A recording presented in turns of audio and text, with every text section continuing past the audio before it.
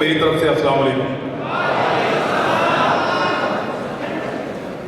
कासिम भाई, आपका सुनने के लिए बहुत शुक्रिया। आपको जल्दी जाना था, लेकिन इसके बावजूद आपने कहा कि पहले आप बात कर दो, और मेरे लिए बड़ा ऑनर है कि मैं आपके सामने बात कर रहा हूं। यहां सारे लोग शऊर वाले बैठे हैं, नौजवान हैं, इनके साथ इनके ख्वाब बंधे हुए हैं। या बहुत सारे लोगों ने आपको बहुत सारी चीजें बताई होंगी। इनफरादी हैसियत में आगे कैसे बढ़ना है, आप सबने अपनी अपनी जिंदगी में क्या करना है, ये आप सब बेहतर जानते हैं। भाई मैंने मैं इनफरादी मामला पे बात नहीं करूंगा कि एक आदमी को क्या करना चाहिए, एक नौजवान को अपनी जिंदगी बनाने के लिए क्या करना चाहिए। आप सबका अपना अपना अंदाजा है अपने आप को लेकर। क्या ये क्लिप बनाना, आप सब अपनी काबिलियत को, अपनी हिम्मत को और अपने ख्वाबों को जानते हैं। हर एक को पता है कि वो कितने पानी में है और क्या बन सकता है। थोड़ा सा प्लान करने की जरूरत है, तो उस पर बात नहीं करते। अकेले कामयाब हो जाना भी कामयाबी नहीं होती। कामयाबी वो है जो सारों को मिले, ऐसे व्यू ले जाना, मिलकर कामयाब हो, मेरे से सबके साथ। और उसके लिए हमें इज्तिमाई जिम्मेदारी अदा करनी पड़ती है, सारे मिलकर काम करेंगे। यानी बहुत सारी चीजें आज से 8-10 माह पहले मुझे नहीं पता थी। मैंने भी मुताला पाकिस्तान की और माशरती उलूम की वही किताबें पढ़ी हैं जो आप लोगों ने पढ़ी है। अधूरा नॉलेज, पूरी तालीम ही नहीं देते, पूरी बात ही नहीं बताते, आपको आधा सच बताते हैं, आधा सच। एक अजीबोगरीब नर्सरी में हमें बड़ा किया जाता है। हुब्बुल वतनी के क्राइटेरिया सेट कर दिए जाते हैं, ये करोगे तो तुम मुहिब्बे वतन हो, और अगर ये लाइन क्रॉस करोगे फिर नहीं हो। गलत किताबें पढ़ाई, गलत निसाब पढ़ाया, सही और पूरी बात कभी नहीं बताई। सही बात पता चलती है जब आप प्रैक्टिकल लाइफ में आते हैं, जब आप उन लोगों के साथ डील करते हैं, फिर आपको समझ आती है कि आपके साथ तो धोखा हुआ है। आपकी राय तो राय ही नहीं है। और फिर आप में से जो खड़ा होता है उसको निशाने इबरत बनाते हैं, क्योंकि वजह यह है कि इस हॉल में मौजूद हजारों लोगों में से एक खड़ा होता है, दो खड़े होते हैं, सब खड़े नहीं होते। एक की टांगे उतारना, एक की टांगे तोड़ना आसान है, एक का मुंह तोड़ना आसान है, एक को गिरफ्तार करना आसान है, एक की सलवार उतारना आसान है, किसी एक को नंगा करके उस पर तशद्दुद करना आसान है, सब पे नहीं किया जा सकता। इसलिए मैं कह रहा हूं कि मैं इज्तिमाई जिम्मेदारी पे बात करूंगा। अकेले अकेले कब तक लड़ेंगे? और जंगल में पड़ा रहा अकेला 2.5 महीने तक, इसी लड़ाई में उतरा अरशद शरीफ। तकलीफ होती है उसके बारे में बात सुनकर। जब मोबाइल खोलता हूं बीच में आता है हमें कोई ना कोई तस्वीर बीच में होती है, तकलीफ होती है। अकेला जंगल में पड़ा था 2.5 महीने तक। उसने अपने मुंह से कहा कि मैं एक कमीज के अंदर बार बार प्रोग्राम कर रहा हूं। किसके लिए लड़ रहा था? हक के लिए, इंसाफ के लिए, सबके लिए एक जैसा पाकिस्तान होगा, इसके लिए कोई बंद कमरों में फैसले नहीं करेगा, इसके लिए लड़ रहा था। अगर सब लड़ते तो आज, अगर सब जीतते तो वो भी आपके साथ जीतता। वो नहीं है, उसे अकेला छोड़ा हमने। क्या हम सिर्फ जनाजों में शिरकत करेंगे? एक ही दफा इकट्ठे होते हैं जनाजे में, हर आदमी रो रहा था मैंने इसके जनाजे को हाथ लगाना है, मैंने इसके जनाजे को चूमना है, मुझे इसको छूने दो। क्यों? इससे आधी हिम्मत दिखाई होती जब वो जिंदा था, जब उसके ऊपर झूठे पर्चे हो रहे थे, जब हमें गद्दार बनाया जा रहा था, जब हमें बागी डिक्लेयर किया जा रहा था, जब गिरफ्तारियां हो रही थी। 50 के करीब पर्चे दिए इन्होंने अपने 1 महीने के अंदर। तब खड़े होते ना, उसके जनाजे में आ गए सब। तो इज्तिमाई जिम्मेदारी पूरी करने की जरूरत है, सबको मिलकर करना पड़ेगा, सबको मिलकर करना पड़ेगा, वरना ऐसे एक एक करके मार खाते रहेंगे, एक एक करके नंगे होते रहेंगे और एक एक करके हारते रहेंगे। जीतना है तो मिलकर चलना पड़ेगा। ये 2 दिन पहले जनरल बाजवा साहब ने खिताब किया, अपना आखिरी खिताब।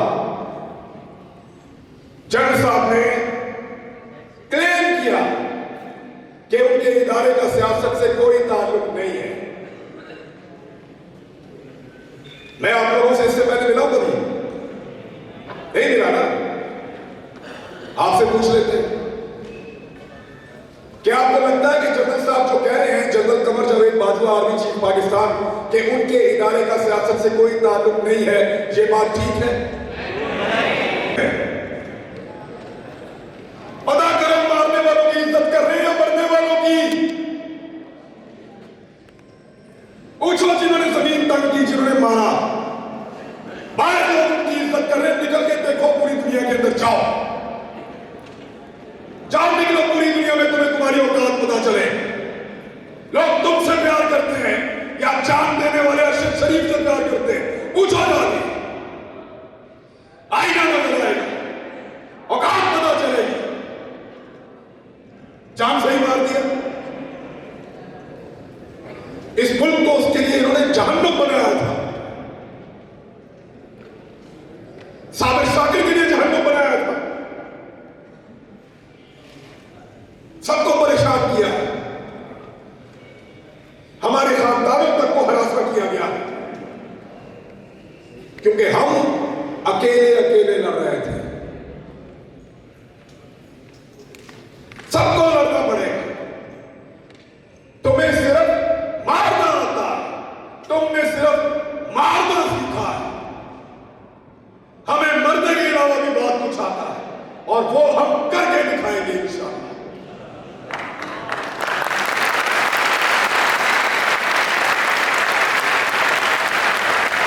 ये नहीं हो सकता कि तुम बंद कमरों के अंदर फैसले करो कि मुझे उसकी शक्ल पसंद नहीं है, वो मेरी बात नहीं सुनता, वो मेरे से ज्यादा मकबूल हो रहा है, वो मेरे मफाद के रास्ते में आ रहा है, वो मुझे ये नहीं दे रहा, वो मेरे कहने के ऊपर ये काम नहीं कर रहा, निकालो इसको, दूसरा लेकर आएंगे। क्यों? तुम्हारे बाप का मुल्क है, हमारा पाकिस्तान।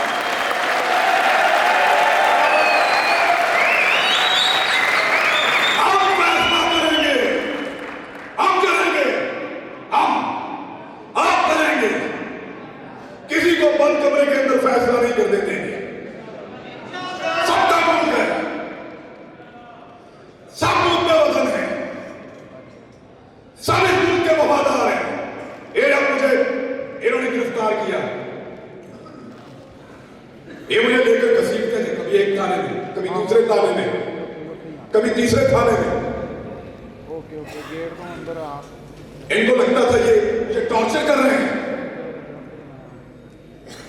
खुदा की कसम मुझे पुलिस वालों ने कहा, हर पुलिस वाले ने कहा कि इमरान भाई हम शर्मिंदा हैं। पूरा निजाम जो कमाल बनाया हुआ था, एक आदमी की हमदर्दी इनके साथ नहीं थी। मैंने खुद देखा है, कोई आदमी सामने आकर कहता था, कोई छुप कर आकर कहता था, लेकिन सारे कहते थे तेरे साथ ज्यादती हो गई। लेकिन जिस दिन सब मिलकर कहेंगे, आदम सवाती ने अकेले बुजुर्ग आदमी ने तमीज सिखा दी ना। आज देखा आपने, पहले उसको रात के अंधेरे में गिरफ्तार किया, रात को आए चोरों की तरह, डाकुओं की तरह, उसकी फैमिली के सामने उसको मारा, टॉर्चर किया, जलील किया, ले जाकर कपड़े उतारे, वीडियो बनाई और उसको रुसवा किया। थोड़े दिन पहले की बात है, 1.5 महीना हुआ मेरे ख्याल में। आज आदम सवाती फिर गिरफ्तार हुआ है, लेकिन कैसे हुआ? सुबह मजिस्ट्रेट साहब आए, दरवाजा खटखटाया, आदम सवाती साहब घर में हैं? जी हैं। बाहर बुला लीजिए। आदम सवाती साहब बाहर आते और उनको वारंट दिखाए कि हुजूर आपके खिलाफ कानूनी चाराजोई हुई है, ये वारंट मौजूद है, आपकी गिरफ्तारी करना चाहते हैं। बने ना बंदे ना पुत्र, एक आदमी तमीज सिखा रहा है। सोचो,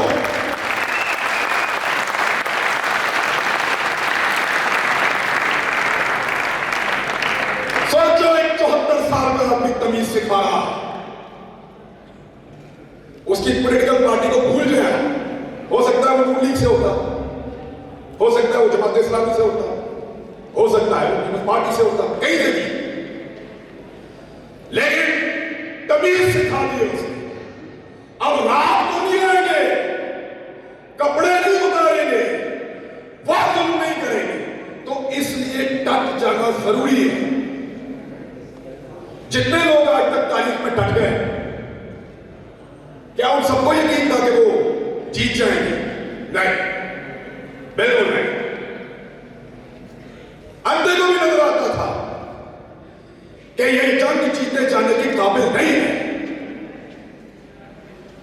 पोरस को पता था कि सिकंदर बहुत ताकतवर है। सबसे बड़ी मिसाल देता हूं, क्या इमाम हुसैन रज़ी अल्लाह तआला को उनके साथियों को नहीं पता था? यकतरफा लड़ाई थी। जरूरी नहीं है कि आपने सारी लड़ाइयां जीतनी हो, कुछ लड़ाइयां आपको सिर्फ लड़नी होती है, उनमें उतरना पड़ता है।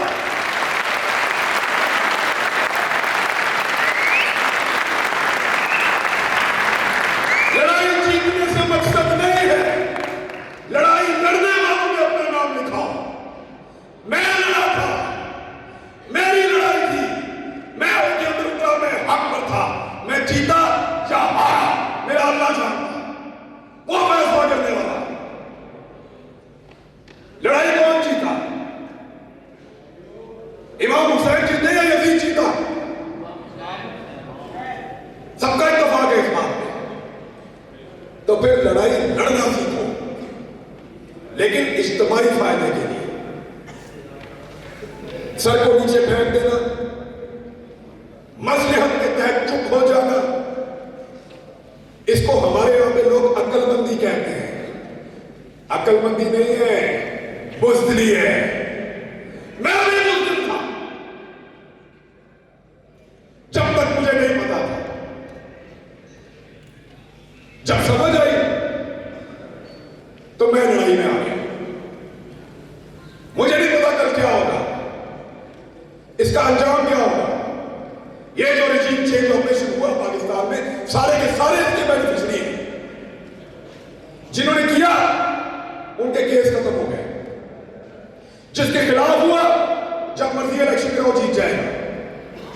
यानी इमरान खान को भी फायदा, शहबाज शरीफ को भी फायदा, जो करने वाले उनका भी फायदा।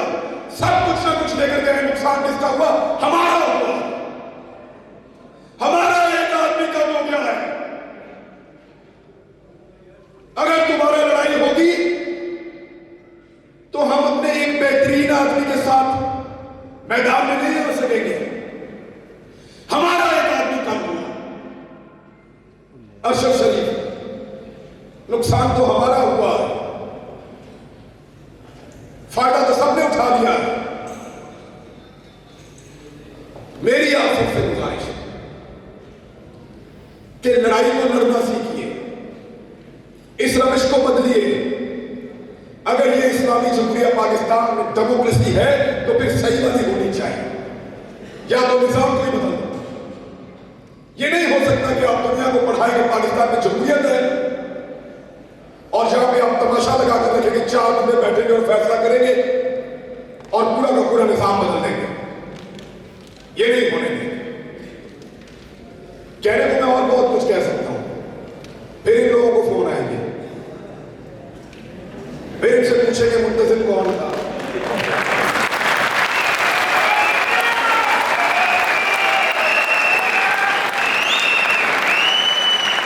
प्रोग्राम किसने करवाया, नौजवान कहां से आए थे, कोई कलदम तंजीम के बंदे तो नहीं थे।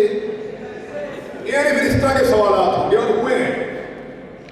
हम अपने दोस्तों और रिश्तेदारों से मिलने नहीं जा रहे हैं, जिधर से होकर आते हैं वहां ये पीछे पहुंच जाते हैं। जी आपसे क्या ताल्लुक है, आप कैसे जानते हैं? तो इन हालात का हमने सामना किया और यकीन करें कुछ भी नहीं होता। थोड़ा सा मार सकते हैं, थोड़ा सा नंगा कर सकते हैं या जान ले सकते हैं, कुछ भी नहीं होता। मैंने अरशद शरीफ का जनाजा देखा है, इन हाथों से उसकी मैयत लेकर आया था मैं। खुश नसीब है खुदा की कसम को भी और उसकी मां भी। अरशद शरीफ को मारने के बाद इनमें अगर कोई मौत का डर भी था ना, वो भी निकाल दिया। मारो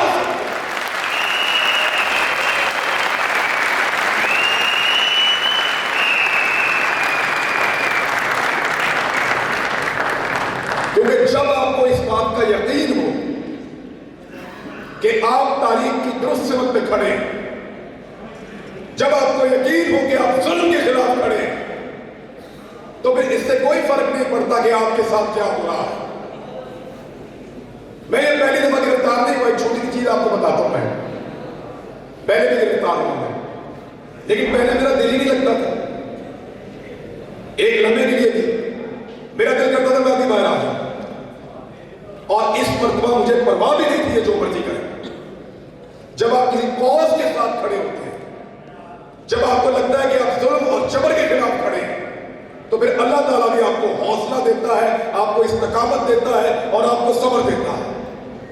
मैंने सीखा इन दिनों में ये सारा कुछ। मेरे ख्याल में इतनी बात बहुत है। थैंक यू वेरी मच, बहुत शुक्रिया आपका। ये साथ सबको